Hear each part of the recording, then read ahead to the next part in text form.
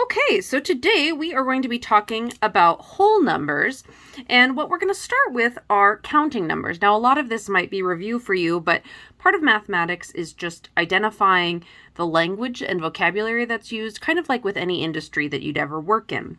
So counting numbers are the numbers I would say that we basically learn from the get-go. So when we start counting, we start with 1, 2, 3, 4, on and on until, whatever. You can say 100, 101, on and on until 273, whatever. Obviously, this goes on for infinity, but our counting numbers basically are just those numbers we started counting with, 1 through everything. Whole numbers actually include 0. So they're the exact same as counting numbers. They just happen to include 0. And 0 is what we're going to call the origin. Now that really, you might remember number lines. We're not going to use them that much today, but a number line, the origin where we begin would be 0, and then we would branch out from there. So that's what that refers to. The place value system is what our number system uses. And it's really helpful, if I can you see that here? Because it gives us, we know the value of something based on where it's actually located. So in this number here, we have 5, 7, 9, 8, 1, 6, 4, 2. And actually, when we use the place value system, we start here. So this 2 would actually be in the ones place. The 4 would be in the tens place. The 6 is in the hundreds place. It's kind of hard to read my writing. The 1 here is in the thousandths place. Thousandths. And then we kind of cycle again here through, this is the 10,000ths. 10,000ths. This is the 100,000ths. Thousandths. Why can't I spell? 1, 10, 100,000, 10, 100,000. This would be the millionth place. And this would be the 10 millionth place. And you can kind of keep going. If you have more money than this, then congratulations. You can solve that on your own, but I do not. So you'll often see that there would be commas written here after 3. And when I write them, I usually go from right to left, actually, to place my commas, just to keep it straight. So let's go through an example here. We have 53,401,742. So if we have 53 million, I know that I'm going to have a 53,401,000. Because it says 401,000 and there's not, basically 401 is just what I'm going to write here, 401.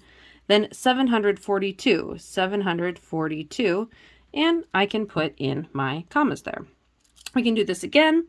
Here we've got 9,246,073,189. And this time I'm going to kind of go from right to left, just so you can see another way of doing this. So 189, that's going to be my easiest part to write, 189. And then I've got 73,000. So I know that that's just going to be like this, but 246 million, I'm going to have to put a 0 here in order to start using that millionth section, right? So 246 million, okay, that's 3 digits, 246. And then I've got 9 billion. Luckily, billion is just 1 there. And you might see when you're reading news articles or whatever, something like this, 77 billion. If you wanted to write that out, $77 billion, you would write 77. There's our billion. This is our million, our thousandth, and our hundredths. And then I'm going to put that $sign right back up there. Or you might see like 34 million miles. So we've got 34, and then that's our millionth, our thousandth, and our hundredth. And I can put miles again. Okay, so let's talk a little bit further about how we can use these numbers with something like rounding. I'm sorry, this is off kilter. Okay, rounding. When we're rounding, what we're doing is moving a number and I guess making it like a cleaner, wholer number, right? So have you ever bought gas and the total is something like 77.16, and then you can round up, like you put a little bit more gas in so that you round it up to $78 so that, you know, that looks cleaner on your bank statement. Well, that's exactly what we can do with any number. So here we have round 843 to the nearest 10. Well, we know that 10, our 10 place is here, right? But when we're rounding, we want to determine, is the number that place that we're rounding to, the number there, is it greater or equal than 5? So 5 is kind of our magic number here, and we're going to go up or down. If it's less than 5, we go down. If it's greater than 5, we go up. So here, 843, 3 is less than 5. So this is going to round down to just 840. Let's try again. We've got 23,658 to the nearest 100. So I've got 10, 100. I'm going to underline that 5. I want to round to the nearest 100th. 5 is the exact magic number that we use, right? So then we need to look to the number to the right here. 8 would go up. So we're going to change this to a 6. So we've got 23,660. And that's how we would round that. Okay. Let's talk a little bit more about things we can do with whole numbers. We're going to discuss addition, subtraction, multiplication, and division. So with addition, this all smudged, but first we've got our notation.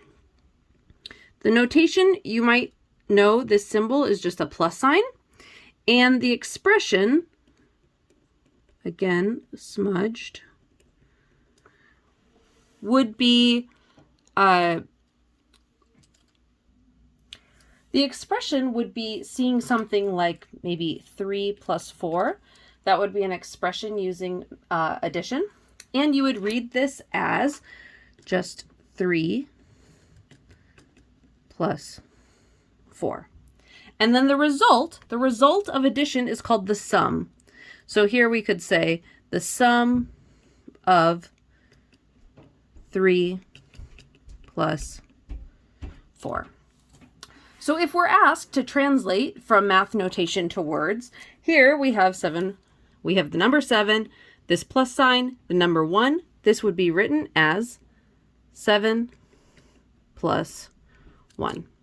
And again, here we have the number 12, a plus sign, and 14. This would be written as 12 plus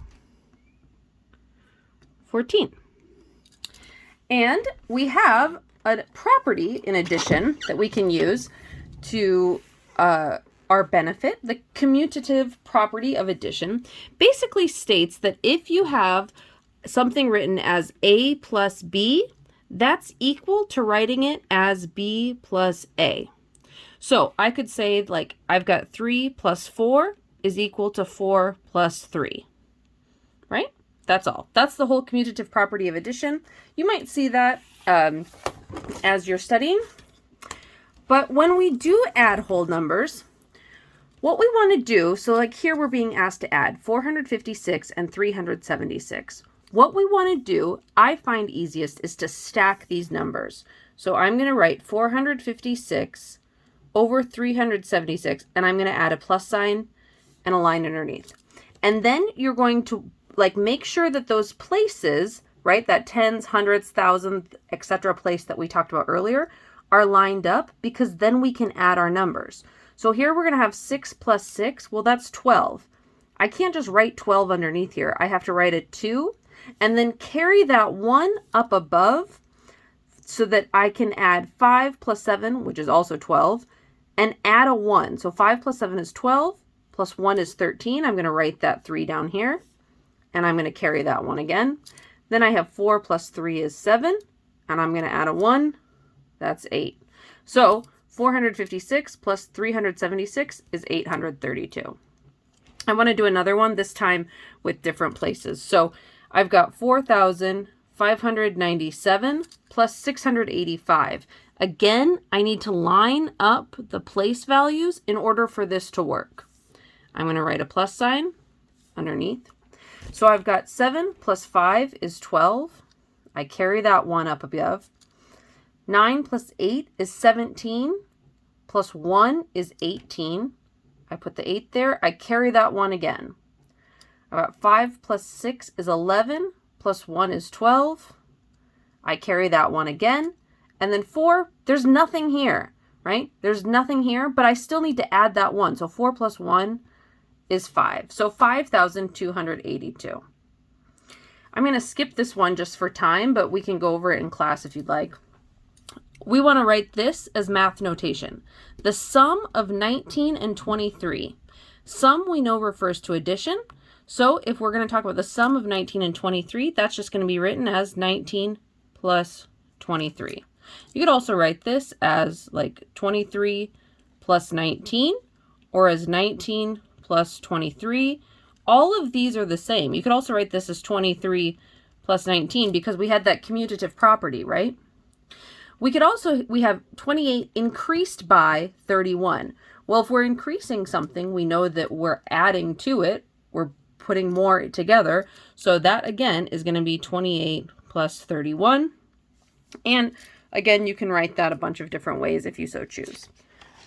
So let's move on and talk a little bit about subtraction. Subtraction is kind of a partner of addition in that it is basically the opposite. But first, we have the notation. The notation of subtraction is just that minus sign. And an expression in subtraction would be something like 7 minus 3. And you would read that as 7 minus 3.